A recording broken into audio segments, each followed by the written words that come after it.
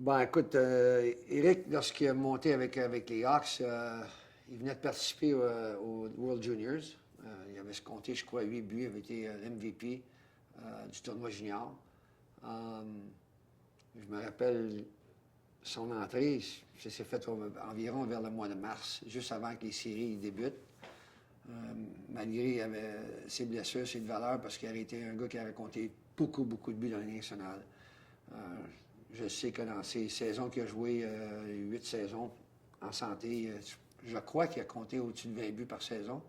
Je pense 2 saisons de 35 buts. Alors, c'était tough parce que la relation qu'on a ensemble, même que lorsqu'on a joué les 3 années ensemble, par après, je suis devenu.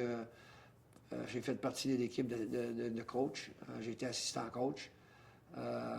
Alors, notre relation elle a quand même un peu changé, malgré que lorsque tu embarques dans le coaching, il faut quand même que tu essaies de garder une certaine distance. Mais c'était une chose qu'on a. Je n'ai pas vraiment gardé. J'ai resté proche de lui quand même. J'ai vu avoir tellement de succès dans ces années, dans ces 8 premières années. C'était assez spécial de voir. Et lorsqu'il était blessé, j'étais assistant coach. C'est là que moi, j'ai essayé de le ramener. Je le pratiquais. Je savais vraiment que, à maintes reprises, c'est arrivé qu'on était prêt pour le faire jouer la semaine d'après. Alors, c'est là qu'il fallait que je commence à le pousser un peu plus. Beaucoup plus de duels avec des contacts, du contact, ces affaires-là. Alors, malheureusement, ça n'a pas arrivé parce que c'était un gars qui voulait jouer. On regarde, ça faisait, même il va vous le dire, je pense que ça faisait 8 ans l'année passée qu'il n'avait pas lancé les patins. Et on était à Saint-Louis pour. Il y a eu une tempête à Saint-Louis parce que les gens ont perdu leur maison. Alors, Rick et moi, on était joués dans une game de hockey pour la charité, pour ramasser des fonds pour ces familles-là. Et j'ai dit au grand, j'ai dit, hey, tu peux jouer encore, là. Il y a eu tellement. C'est certain que c'était un match amical, mais tu voyais qu'il avait quand même. Il n'a pas perdu son coup de patin, il n'a pas perdu son lancer. Il est reconnu pour son lancer. Écoute, on disait tout le temps son one-timer, son lancer d'un élan est incroyable. Bah, écoute, il faut pas s'en cacher. Je suis québécois, il est québécois. Alors, puis j'ai pas fait seulement ça avec les Québécois. Je pense que c'est une chose que, lorsque moi, je suis arrivé avec les Hawks, il y a beaucoup de gens aussi qui m'ont aidé à filer bien. D'entre autres, Doug Wilson, Keith Brown, des coéquipiers avec qui j'ai joué. Lorsqu'Éric est arrivé, c'est sûr que j'ai pas eu l'occasion de jouer avec beaucoup de coéquipiers qui étaient québécois. Alors, c'était le fun vers la fin de ma carrière. Ça a quand même relancé ma saison parce que c'était, écoute, un jeune, puis il voulait réussir naturellement pour jouer dans la Ligue nationale. Alors, c'était naturel. Éric, c'est une très bonne personne, bon père de famille, beaucoup, beaucoup de belles qualités. Lorsqu'il a eu l'occasion de finir ses mises en échec, il le faisait. Moi, il va peut-être vous le dire, je ne sais pas exactement comment est-ce que son dos, ces accidents sont arrivés, mais je peux dire qu'il était tout le temps en avant du filet. Puis dans ces années-là, il y avait beaucoup de cross-check qui se faisaient en avant du filet. C'est certain que c'est pas bon pour le dos. Puis c'est une des choses qui est le plus épeurant comme joueur de hockey. Lorsque tu rentres à 100 000 à l'heure, beaucoup de choses peuvent arriver. Contact avec des défenseurs, le gardien est là, l'autre gars revient de l'autre bord. Alors, beaucoup de choses peuvent arriver. Ben écoute, la première chose qu'on a remarqué tout de suite, premier, il patinait, avec sa grandeur, ses grandes jambes, il avait tout un enjambé, il avait tout un coup de patin. Mais la chose qu'on a remarqué le plus, c'est son lancer. Éric avait une force de frappe incroyable sur son lancer, son one-timer, il arrivait du côté droit. C'est une chose qui est difficile à faire, puis lancer la rondelle en même temps lorsque tes pieds bougent. Il y a beaucoup de gens, beaucoup de joueurs de hockey, même dans les rangs professionnels, lorsqu'ils s'installent pour prendre un lancer, leurs jambes, ils restent là. Ils bougent. Mais Éric, ses pieds bougeaient tout le temps avec une force incroyable. Alors, non, c'est la chose que j'ai remarquée tout de suite. Alors, j'ai dit, tu vas apprendre à jouer avec moi. La chose que tu vas apprendre, c'est que je suis un passeur. Je ne suis pas le genre de gars qui va lancer souvent au filet. Alors, attends-toi à voir la rondelle souvent.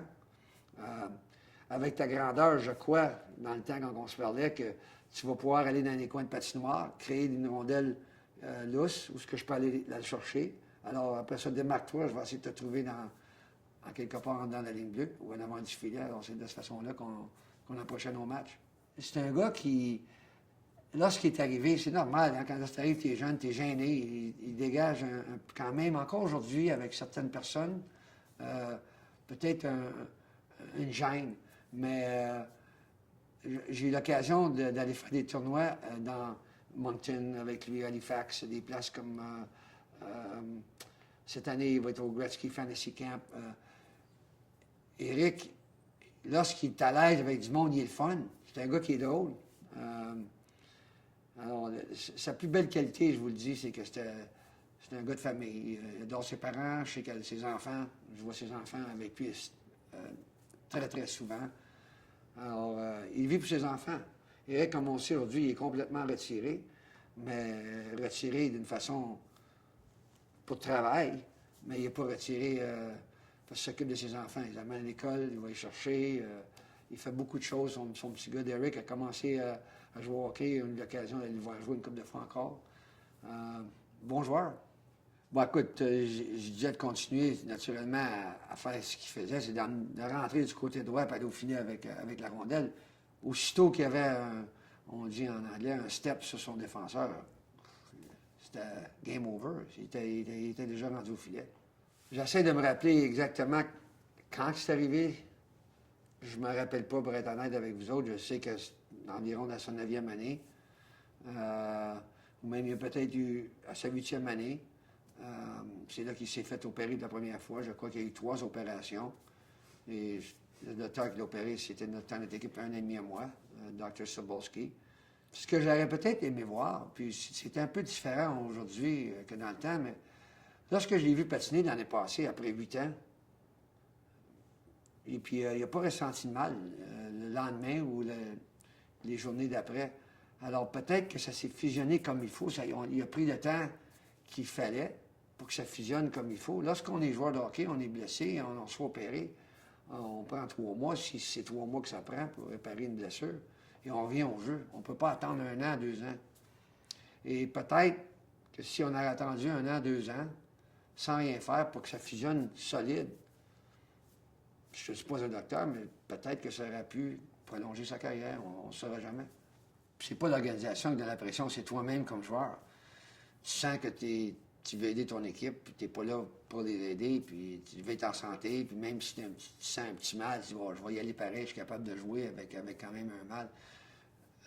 Naturellement, j'ai jamais eu un mal de dos, je ne sais pas si, mais j'ai entendu beaucoup de gens qui ont eu des mal de dos, non seulement comme celui qu'Éric avait, ses opérations. C'est quelque chose qu'on ne souhaite pas à personne, naturellement. C'est toi-même qui crée cette pression-là. Je pense pas que c'est l'organisation. C'est sûr que l'organisation veut t'avoir, viens, il faut que tu joues. Mais c'est plus le joueur, la personne même qui veut revenir au jeu le plus vite possible pour aider tes coéquipiers. Puis tu sais que dans la mentalité d'un joueur de hockey, quand tu étais Wayne Gretzky, M. Béliveau, ces genres de joueurs-là, Gordie Howe, tu as tout le temps la crainte que quelqu'un va prendre ton poste. Probablement pas sur un poste régulier si tu es M. Béliveau, M. Howe, mais si tu es Éric Dazé ou Denis Savard, tu n'as peut-être peur que quelqu'un prenne non seulement ton poste, mais ta position sur le jeu de puissance, exemple. Et on sait que lorsque tu joues dans une équipe de hockey, tu veux jouer dans des unités spéciales, c'est quand même important, puis c'est le fun. Oui, c'était difficile. Je me rappelle pas exactement les paroles je me rappelle, lorsqu'il me l'a dit à moi, il dit je pense plus que je sois capable, parce que là, on était quand même peut-être 6 à 8 semaines à patiner constamment tous les jours, puis je l'amenais. On avait un set date qu'on avait dit espérons qu'on va pas aller jouer cette journée-là. Alors, tranquillement, pas vite, pendant les 6-8 semaines, c'est moi qui l'entraînais, c'est moi qui le préparais, qui essayais de le préparer. Et puis, j'étais quand même tellement content, j'étais fier quand même d'une façon que peut-être qu'il va jouer, il y a une chance, là. À la dernière semaine avant, ou même peut-être les 2 dernières semaines avant qu'ils essaient de faire un retour au jeu, là, j'ai fait des drills un peu plus intensifs, plus de contact. Et c'est là qu'on savait, même lui, il dit, cette étape-là, ça fait longtemps qu'on essaie de la passer, puis je ne suis pas capable de la passer encore. Alors, c'était vraiment ce temps-là qui a annoncé que c'est terminé. J'ai bien que moi, lorsque je me suis retiré en 97, c'était difficile, mais j'ai été tellement chanceux que je me suis impliqué. Les Hawks m'ont impliqué directement dans l'organisation en tant qu'assistant coach. Et puis, on sait aujourd'hui l'histoire, ça fait 30 quelques années que je suis avec l'organisation, alors pas mal chanceux. Beaucoup de mes coéquipiers, beaucoup de chums avec qui j'ai joué, ils n'ont pas eu la chance que j'ai eue. Eric, il n'a pas eu cette chance-là non plus. Mais ça a bien été financièrement, fait que je ne suis pas inquiète. Je ne me rappelle pas des jeux, mais je me rappelle lorsqu'il a gagné le joueur le plus utile à la Game d'étoiles. On avait été avec nos familles, des amis célébrer pour lui durant l'été, après la saison. Et je me rappelle à mes amis, on avait été en Floride, puis ils criaient, lorsqu'on était tout ensemble au souper, puis MVP, MVP. Je pense que, écoute, j'ai pas vécu ça. Joueur le plus utile dans un match d'étoiles. J'ai fini deuxième et troisième étoile à maintes reprises, 2 fois, mais j'ai jamais été le joueur le plus utile. Alors, c'est quelque chose. Il y a un match d'étoiles par année. Alors, c'est une belle affaire à voir dans ton histoire de ta carrière.